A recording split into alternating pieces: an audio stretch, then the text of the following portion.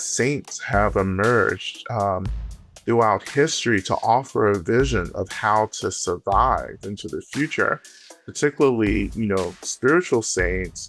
How do we connect to the experience of the divine in order to shape our lives to live more authentically, right? To live much more in harmony with the phenomenal world.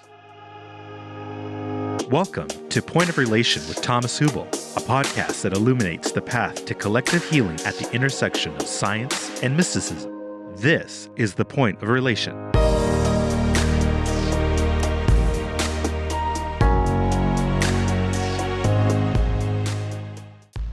The following interview was recorded during a previous Collective Trauma Summit, an online gathering convened annually by Thomas Hübl. Visit collectivetraumasummit.com to learn more. Lama Rod Owens is a Black Buddhist Southern Queen, an international influencer with a Master of Divinity degree in Buddhist Studies from Harvard Divinity School. He has over 11 years of teaching experience and is an author of books like Love and Rage, The Path of Liberation Through Anger and Radical Dharma, and is an author of books like Love and Rage, The Path of Liberation Through Anger, and Radical Dharma, Talking Race, Love and Liberation, which he co-authored. His teachings focus on freedom and radical self-care. Known for his engaging and inclusive approach, he has been featured by various national and international media outlets. I am very delighted and happy and curious to be sitting here with you, Lama Rod. So warm welcome to our summit this year. Thank you so much for having me on. Yeah, it's a joy. And I'm really curious also to learn from your practice, your background too. And also, I think we both share, maybe from different backgrounds, but we both share passion around spiritual practice, deepening, liberation, and also maybe what's in the way. And since the Collective Trauma Summit deals with collective healing and also the collective pain, let's start a little bit first. Maybe you can share a little bit your own story. How did you get on the journey to study so deeply and practice so deeply, and what's the motivation behind your own journey? And so that gives us a little bit access to your own life first. Yeah, thank you. Well, I think from the very beginning, as far as I can remember, I've always been interested in all these questions, particularly the questions about everything that I'm not seeing, that I know are there. And that's really driven me. It's been this underlining hunger my whole life that I am just beginning to articulate, for myself. And I grew up, I was born in North Georgia, which is the ancestral lands of the Cherokee, Muskogee, and Creek people. And that history was really, very strong. Growing up, indigenous history, indigenous caretaking of the land, that was always really strong with me. I grew up in church, particularly in the United Methodist Church and the Black church in general. My mother is a minister, and she became a minister in my early teens. And having grown up in church and then growing older, having a mother who was a spiritual leader, it all felt very familiar to me, but at the same time, also really underwhelming too. I just felt that church and Christianity wasn't actually answering all the questions that I had about the phenomenal world, right? Both the seen and unseen world. And at the same time, I was also really invested in community service and activism and advocacy. So I was really, that work of just helping people has always been really at the heart of who I am, right? And I've been doing, working on many different issues and doing many kinds of organizing, since I was a teenager, moving through college. But in college, it was really the first time I began to articulate my, dissatisfaction with Christianity. And I really consciously split from actively engaging in Christianity and believing and studying and so forth, and reinvested my energy into activism, right? And activism really began to shape my life, moving, from my early 20s, through, into the rest of my 20s. But most notably for me, my activism led me to an intentional community where I lived with other activists, and we just tried to help people. We did, organizing and activism on the streets. We offered food programs and housing and clothing programs for folks. And that was really the first time I began to feel a deeper spiritual call that I felt was trying to unite my activism with a deeper spiritual practice. And I was really fortunate to be living in community with serious Buddhist practitioners and serious meditators, and along with other folks who were practicing different paths at the same time. But Buddhism was the strongest tradition in the community, and I was even more so fortunate to be with Buddhist elders who were also very strong activists. So my first real introduction to the practice of Buddhism was through the lens of socially active and engaged Buddhists, right? And that really, of course, excited me. And that led me into exploring meditation. And after, really getting grounded in meditation, I realized that this is what my life's path would be, was to integrate Buddhism with social activism, and to create paths of practice for others to engage with. It's beautiful. It warms my heart. There are so many parts of myself I recognize when you speak. I love this like giving, like this service aspect of that you described. I love your deep spiritual impulse, and it's lovely. It warms my heart when I listen to you. And so when you're with many people that are practicing, and so I would love to bring in like the aspect of our wounding, of our pain, of our individual pain, but also our collective pain, which often trauma is a way to turn away from overwhelm because we can't process it at the time. But then like the spiritual practice is about turning towards and creating a much deeper intimacy with life and unifying life. And so maybe you can speak a little bit to how you encountered it in your work and with people that come to you with their practice and their residues, and yeah, how can we look at that? And maybe one part is, what is actually the impulse, like the decision that's made somewhere from looking away to looking towards? What is that moment where something opens? Well, for me, when I began to really take on Buddhism as a path, it was also because of its focus on suffering and pain. Because I was suffering and I was in pain, and I wanted to deal with it, right? I wanted actually to take care of it. And I was looking for something that really was helping me to develop a real relationship with my pain instead of trying to bypass it, right? And I felt like, and I still feel this, that I feel that Buddhism was really kind, was actually extremely loving initially because it started with suffering. It's like, you're suffering, right? Like that's the first teaching. There is suffering. That was the first teaching that the Buddha ever gave after his awakening. There is suffering and living and life. And I just felt like it was such a relief to find a tradition that wasn't trying to bypass what I was experiencing every day, right?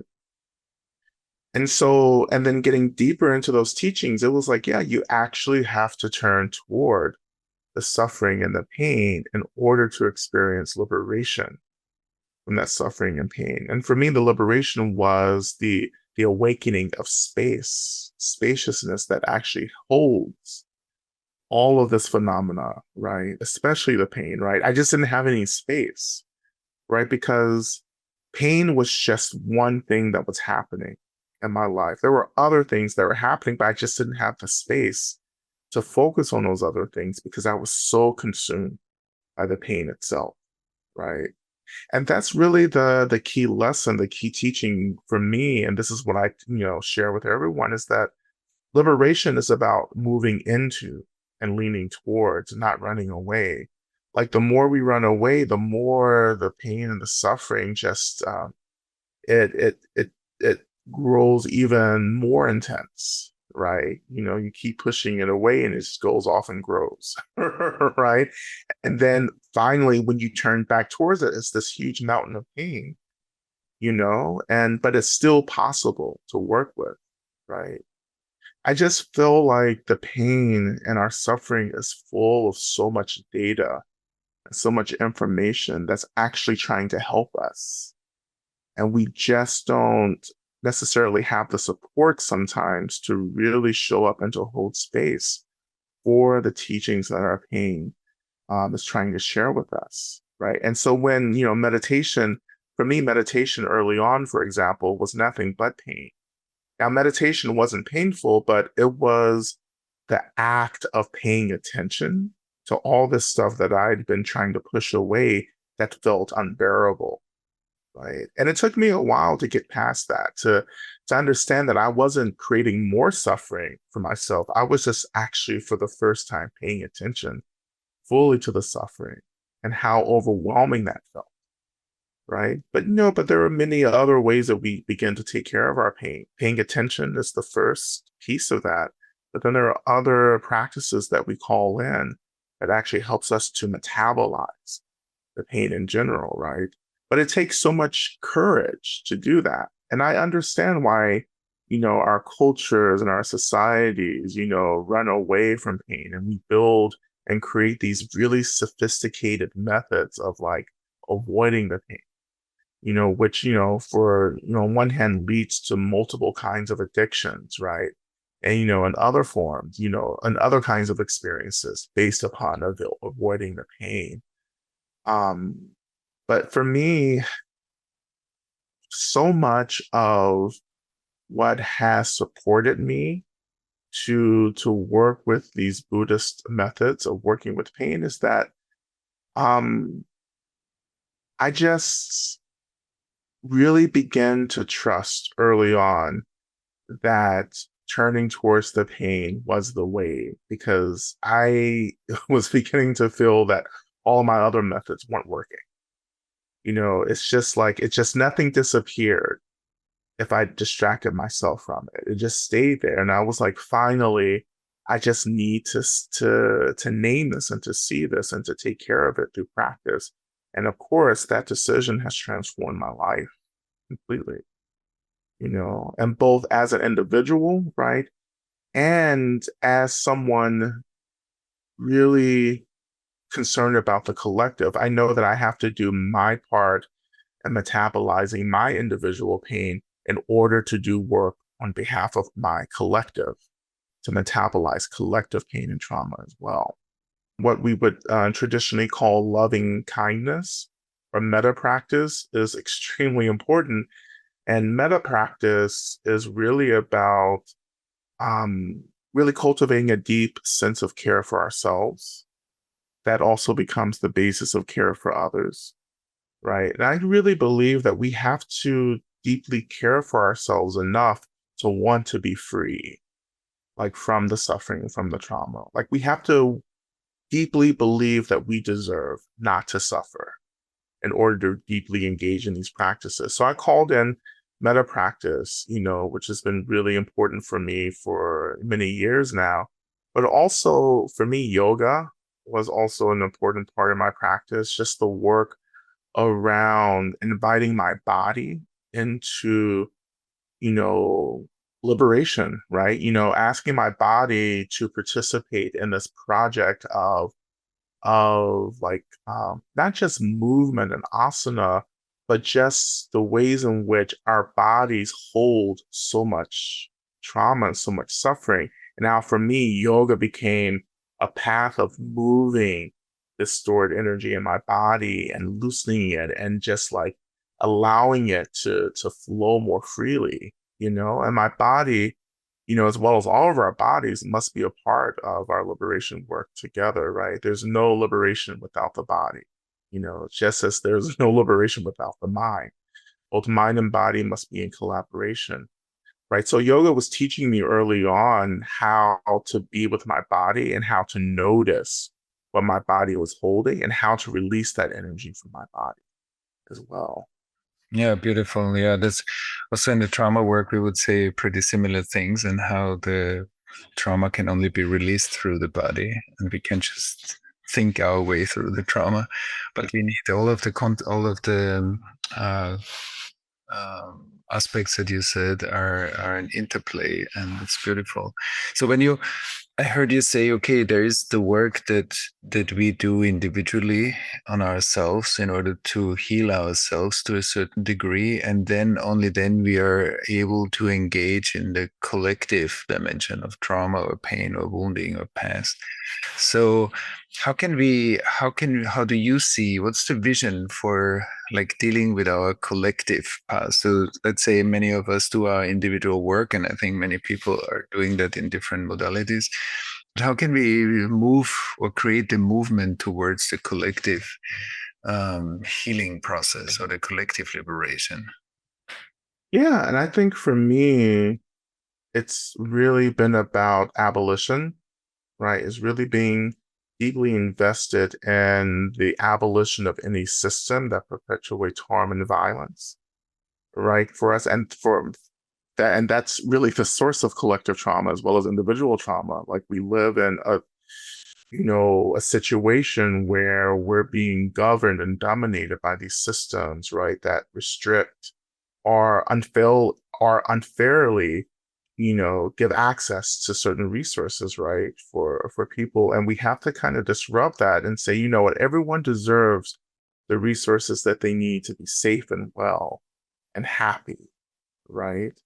Not to have more than what you need, but definitely not to have less than what you need, just to have what you need.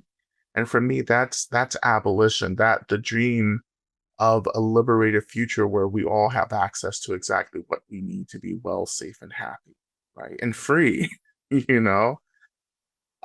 So we have to start investing in that kind of work together. But another thing too, we have to start really understanding the collaboration of both the seen and unseen worlds, right? And more specifically, I think it's really important that we return to what I often call an Indigenous worldview. A worldview that really takes into account that we're living in a sacred ecology, right? That connects, all of these, kinds of realities, both form and formless realities that connect to different kinds of beings across, dimensions and timelines and planes of existence, right? There's much more happening than what I can see or sense or feel. And so everything, as we would say in Buddhism, is interconnected. There's an interrelatedness, right? And for me, sacred ecology is remembering that interrelatedness, and that I have to learn to remember and to practice on these different levels of being, you know. I think specifically for Western cultures, right, particularly cultures that are rooted in colonialism, we have to return back to the natural world, right? We have to return back to a really respectful and loving and caring relationship to the earth, to the land, to the beings connected to the land, both seen and unseen. There has to be much more of a collaboration with the earth instead of a domination of the earth, right? And we're seeing the results of centuries of domination of the earth in terms of climate change, right? So living more simply with the earth, but also ancestor practice has been really important for me. I think ancestor practice helps us to heal and to disrupt these karmic patterns of trauma that are passed through our familial lineage as transhistorical trauma, as well as intergenerational trauma as well. And we don't really think about that, but I think, ancestral trauma plays a huge part in how we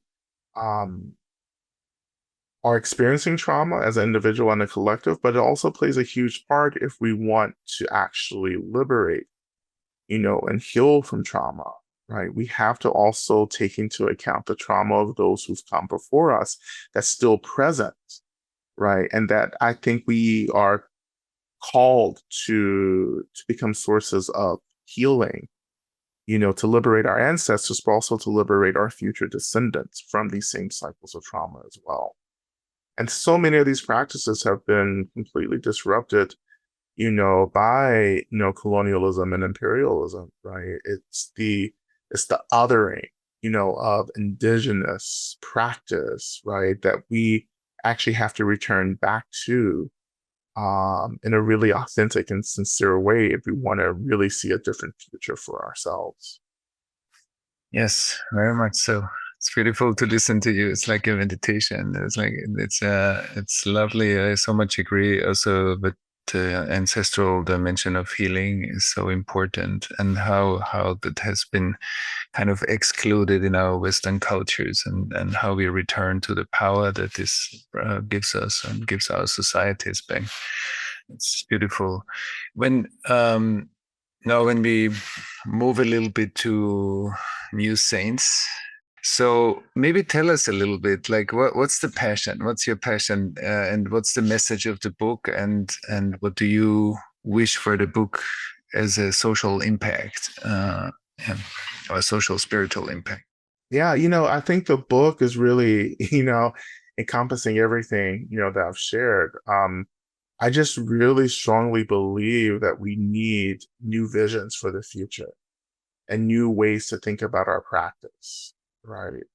And so for me, new saints, first and foremost came out of the ways that I was seeing so many people kind of wake up to the reality, of crisis in the world, and the questions that they were beginning to ask about how do you move forward, and of course, I began to think about this during the quarantine of 2020, particularly during the uprising, or rather the reemergence of the movement for Black Lives after the murder of George Floyd, and seeing people really like out in the streets and really organizing and thinking more critically, about racial justice on top of like, the ways in which these systems, particularly capitalism, were really being disrupted by COVID, right?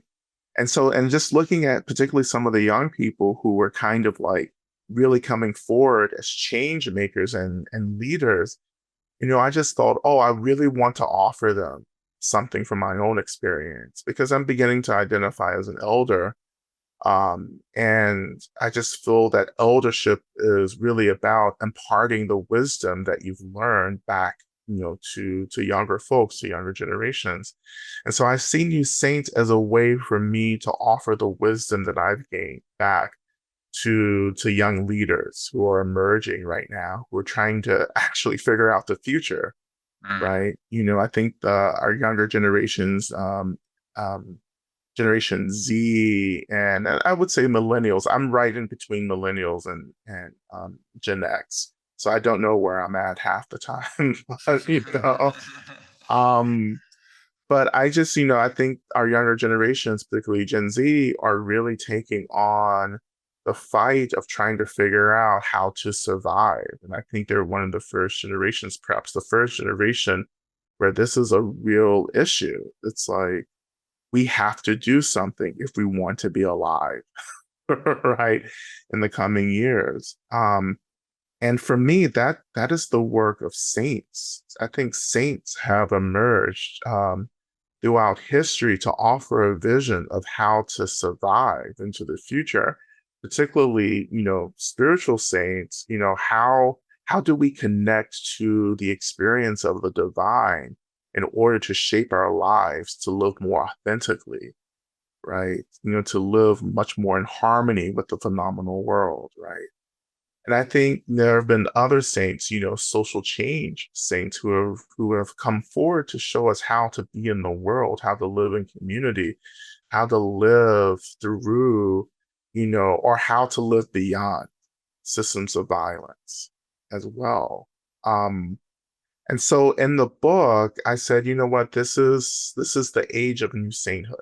I think there are new saints emerging, and I want the new sainthood to be a collaboration between social justice, and spiritual enlightenment, and which is work that I've been doing for years. But this new saint is it's a brand new articulation of the Bodhisattva tradition in Buddhism. And the Bodhisattva is the Buddhist saint, right? But I wanted to make it really contemporary. I wanted to use language that younger folks could really kind of get into and take on. And I also wanted to offer the practices for people to really engage in that I feel are imperative to bring about a more liberated future. In general, it's a spiritual abolition text, right? And I think I wanted to take on the challenge for the Western convert Buddhist community to write a spiritual abolition text, to really get us thinking about, again, the integration of spiritual awakening with social justice. We're exposed to such a fast data flow, to so many changes in the world, and to our ecosystems being challenged. And that requires that we have some tools. And there are many tools that are very helpful to stay more regulated, to regulate our stress, to be able to deal with our emotions, to digest our lives, to stay healthy through the nutrition that we take in, both physically, emotionally, intellectually, to be able to be in contact through healthy relationships with our ecosystem in a way that is recharging, that is mutual, that is respectful and ethically sound. We are all interdependently connected to our environment, and so our relationships, from our intimate relationships to our work relationships to the culture, to the world, those are all very, very important. And equally important is other systems that we are part of, or the systems that we come from, our ancestral system, our food systems. And an incredibly important factor is to feel that I am grounded in my purpose, I am grounded in my agency, I feel I have something to contribute to this world. That empowerment, when I feel my agency, that's a very strong resource. We will have amazing guest speakers like Dr. Omar Naidu, Terry Real, and Dia Afo. And we will have an amazing workbook companion, many practices, guided meditations. If this sounds interesting to you, and if you're interested to look deeper at different aspects of your whole being wellness, then please join us for this course. It's a 5-module immersion, and with a lot of ongoing practices beyond the course. So if that sounds great, so please join us, and we are very happy to have you. Visit the link in this episode's show notes to learn more and sign up for the course. I hope to see you there. Yeah, that speaks deeply to my heart, obviously, too. And so I think it's very powerful when you speak a little bit maybe you can speak a little bit more about what you said before. You want to speak to young leaders, young activists, people who take on social or ecological or whatever environmental issues, and really want to bring some change into the world, but also face challenges. So how do you work with them? What are they facing? And I'm sure here this conversation, maybe many will listen and say, okay, I am that. I am an activist. I'm facing issues when I engage with the world. I feel sometimes, I don't know, depleted, burned out. I'm not sure how to do things. I'm not sure how to go forward. It's hard. What's your relationship to that kind of difficulty that we are facing when we want to change something? Yeah, I think you're speaking to sometimes a kind of hopelessness that many people experience, as well as a despair. I think those become really heavy experiences that lead to a kind of disembodiment and numbness, right? And so in that state, people feel really like inactive. They feel really disconnected, kind of like, again, exhausted, overwhelmed, right? These are some of the things that people experience. And so for me, again, so much of this work is related to the ways in which colonialism really has disrupted so many of us from a deeper connection to the unseen world, because the unseen world is always trying to get us free. The unseen world is always showing us how to get free. And so much of this work that I'm doing, and particularly in New Saints, is actually reconnecting to the experiences of gods and deities and spirits and ancestors, right? Of other sentient beings who are actually really invested, in our liberation as well. Um, and for me, connecting to the unseen world, connecting to the resources of the unseen world has helped me to, again, first understand that I am not alone. We're not alone in this work. There are beings who care deeply about this world system who are here helping, and we can collaborate even more closely with them.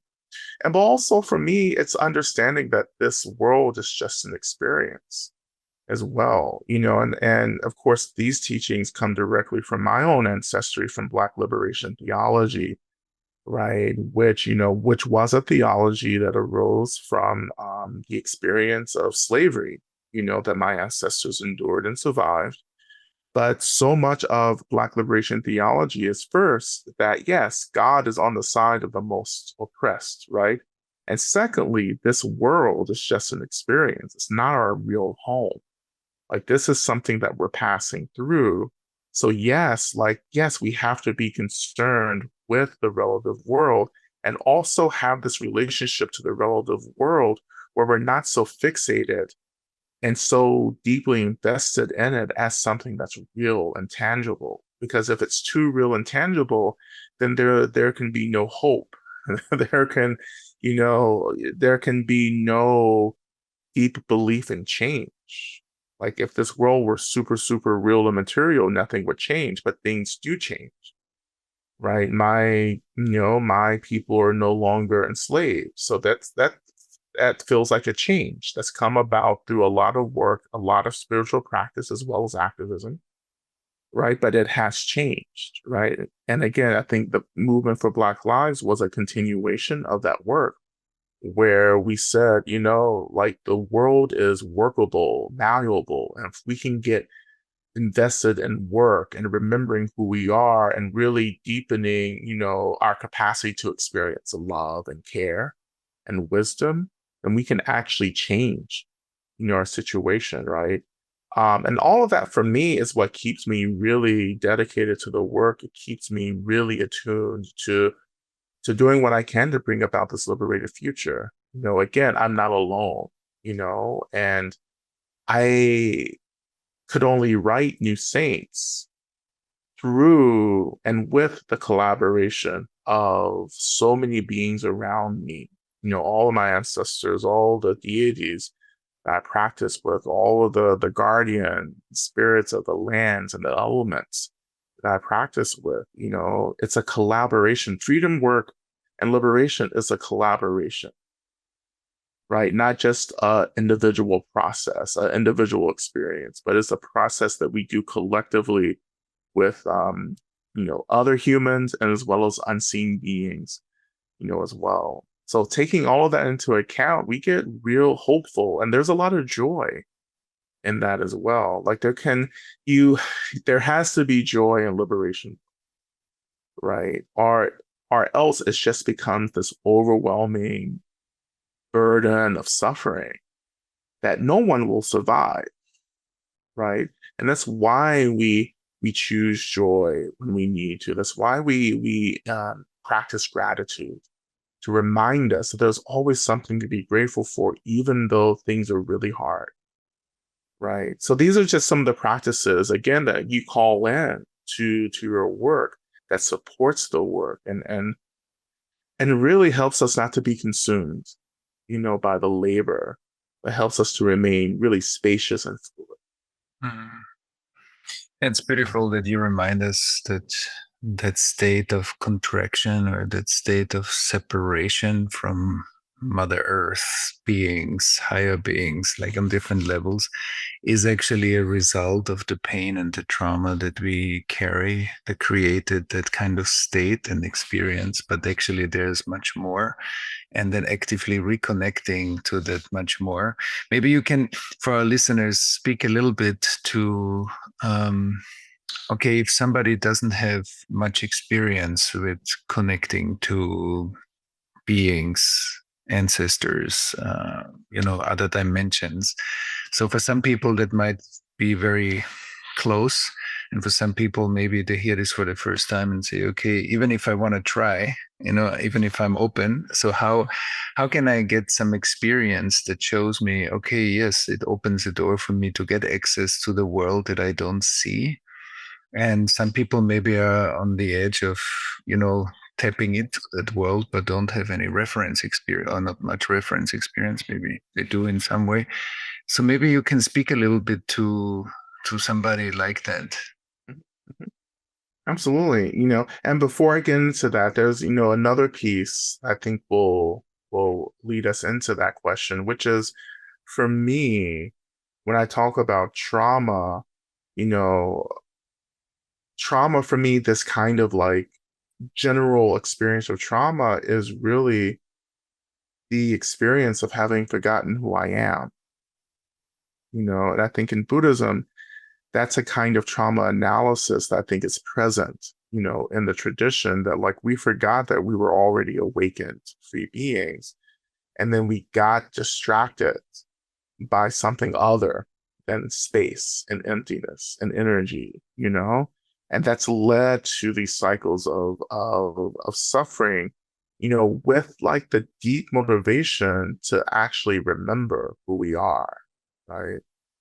And so I think when we talk about trying to reconnect to, the practices that I've been mentoring, it's really, so much of this is rooted in remembering, right? And remembering that like the world is fluid, that it's complex, right? And there are so many experiences that many of us are having, right? But we don't have the communities necessarily or the mentorships to really cultivate or understand these experiences. So for me, an example for me, when I began to really get serious about ancestor practice, right? I was inspired by friends who were doing ancestor practice, right? It was never anything that I had like any desire to do, but I was in relationship with people practicing with ancestors, and their relationship began to influence me. I began to think, oh, they're doing something really important and it looks really powerful. And I wonder if that can be the case for me. And so for me, it was just a slow kind of opening to the possibility, right? Well, actually, that's actually not true. I did believe in ancestors. My whole life, I've believed in all of this, right? But I wasn't practicing any of this. It was just a belief, you know? And so when I begin to really practice ancestors, I just begin to open my mind and to consider, okay, there are beings around me. Like, what does that feel like? Right. And I also begin to talk to my ancestors, just like verbally talk, and just trying to establish a kind of communication with my ancestors. And at the beginning, it's very slow, but it began to speed up to a point where I feel very connected, to my ancestors, very much in alignment, with ancestors. And that's also, not just through my own efforts, but also being in community with others who are practicing as well. These are the two basic things that I think we have to really take seriously. You really have to explore communities or perhaps other teachers or mentors who can actually support this questioning and experience that you're becoming interested in, as well. And of course, reading, right? Just like reading the experiences of others, right, has been extremely important for me, as well.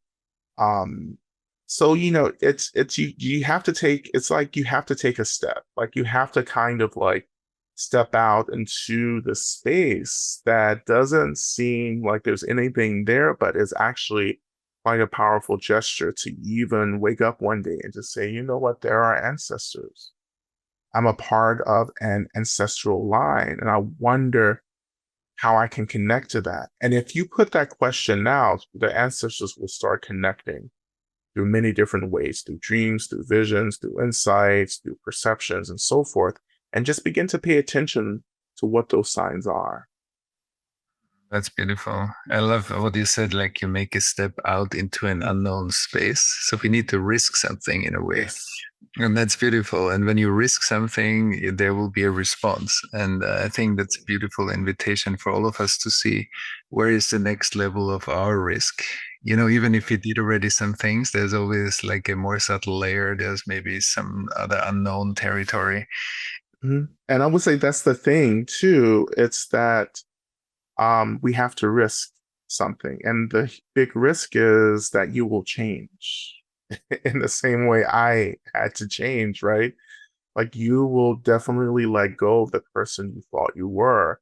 And that's a lot of risk because there are so many people around us who depend on us staying the same. And when we change, that disrupts them. And so we have to deal with the consequences of that. I think that's what really keeps a lot of people from engaging in this kind of transformative work, is this threat of change.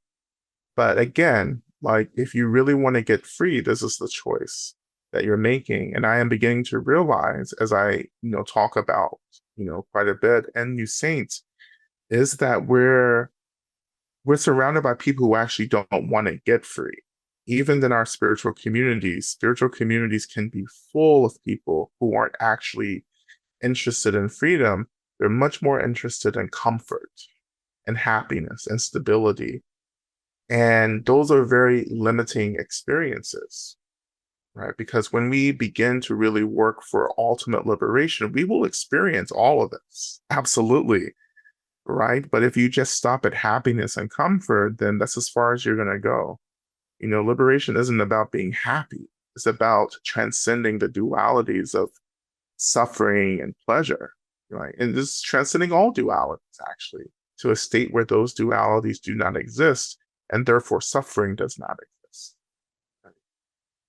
But, it's heartbreaking to realize that once you begin to choose freedom, you will alienate so many people around you, even if they are spiritual practitioners. Because then they're not doing it to get free; they're doing it for other reasons, right? And you just you just kind of have to deal with it. You have to tend to that brokenheartedness, right? And then you will also find others who are dedicated to liberation. Then you begin to form new relationships and communities with those folks. And that's very beautiful. And like in our work, we call this the second test. The first test is you're risking something and changing. The second test is that the reality that you were part of before will call you back in a way. so that it strengthens your liberation. And then the second step will kind of ground and embody the change. And it's beautiful. It's lovely how because it's so resonant. And I love what you said. It's a beautiful sentence. You risk to become a different person. That's a very powerful. You're not risking your life by making a step off the cliff. You're risking a change, but you're also in a way sacrificing stagnation for movement. So you liquefy something in your life, and that's really beautiful. So you become more part of the ever-changing movement that is anyway happening. It's beautiful how you said that, and so I love that. And maybe you can speak a little bit to that moment, because I think that's a very powerful moment when we say, okay, we make a step into the unknown, the universe or the divine or however we call it kind of responds to that, and there's through some kind of confluence there's a change, and then when that happens, that we feel that some people will not be happy, some people will be very happy because they were waiting actually for us to change. And so how can I be with that it's uncomfortable to change, and that I find a way to be in that? And maybe you can speak a little bit to that part. Yeah. Yeah. I think one of the things that I learned to do was to choose discomfort, right? And so, of course, people think, why do I need to choose discomfort? I'm already uncomfortable. But the thing is, we have a very strong aversion to discomfort, which drives all of our avoidant tendencies, right? And so when I say to choose discomfort, what I'm actually trying to do is cut through all that aversion, right? All the pushing away and say, here you are. Like, I might as well let you be here. And when I let my discomfort and my suffering have space, then I get close enough to it to figure out what it's trying to teach me about how to move through it. Right? I can't learn the lessons from my suffering if I'm always pushing it away. Right. So as we take the step into risk, as we move into the space, it's like you just have to say, yeah, and this is going to be uncomfortable. This is just going to be another experience of discomfort. And it's okay. Right. Because this discomfort is really coming from the ways in which I'm not clear about the choices that I need to make about getting free. And so when I'm in this discomfort, I'm actually learning how to make different choices about how to alleviate this discomfort, because I'm making choices that are about spaciousness and clarity and fluidity and so forth, right? So it becomes necessary. Our suffering is necessary. It's not a burden. It's not a punishment. It is something that's there. It's trying to show us a different way of being. Suffering just helps us to understand that there's disbalance, or there's something out of balance, that the right choices aren't being made about liberation. And so suffering is just telling us that, okay, you actually need to do something different, right? And as long as you keep making the same old choices, I'm going to live with you, right? And we're discomfort and suffering avoidant. Absolutely. And for me, it's always important to differentiate between suffering and pain within the Buddhist lens. Pain is something that we're always going to experience. We're embodied beings, right? We have a physical body. There are sensations with the body that are just, difficult to be with, to hold space for. That's always going to be there, right? But on top of the sensation of pain is suffering, right? And suffering, as we say in Buddhism, is something that we're choosing, right? And suffering becomes really the experience of aversion, right? Of pushing the pain away. And the tension of pushing something that's present away, that tension becomes the suffering that we're trying to cut through, right? And again, this is why I say you have to go into the suffering to choose suffering itself, because that helps this kind of tension of aversion to dissipate, and we get to the actual pain itself. And when we get to the actual pain itself, then we often discover that it's not what we thought it was. Our relationship to pain begins to change, right? As well. I'm not saying it completely goes away, but I'm saying our relationship will change. And it's going to make the work of liberation a lot more clearer when we're in a relationship with pain like this. It's very much congruent with when you look at how to approach trauma and to create a different relationship to that which was too much and we needed to push it away. But then as children, or when it was too much in a traumatic moment, life says, here in space and time, it's not good for me. So not being here and now in this present moment is intelligent in traumatic moments for people to protect themselves. But as I hear you, is creating a different relationship with it helps us to alchemize it, take it back, integrate it, and grow. And maybe my last question, because for me, the integration of trauma or pain or suffering, so the liberation that comes from this, I think is the first step. And then I often say, but the step underneath is that we create a relationship to the ethical transgression or violation that led up to the traumatization in order to unify the fabric of life, to reactivate the self-healing mechanism of life. So that what I would call the divine law, the law of life, to that we act out of integrity, wholeness, however we call that. I think the work to integrate trauma leads to some kind of ethical growth, individually and collectively.